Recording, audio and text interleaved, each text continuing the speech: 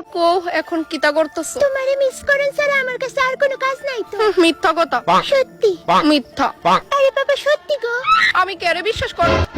ওই শুনো কাইটো না। হ্যাঁ আমার ফোনটা চার্জ নাই, 1% চার্জ, আমি চার্জে দিয়ে।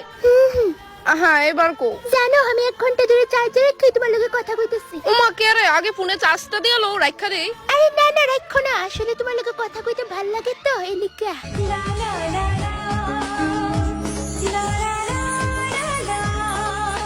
তার ঠিক 6 মাস পর। আচ্ছা তো তোমার মা কই? মা 1 মাসের লেগে মামার বাড়িতে গেছে।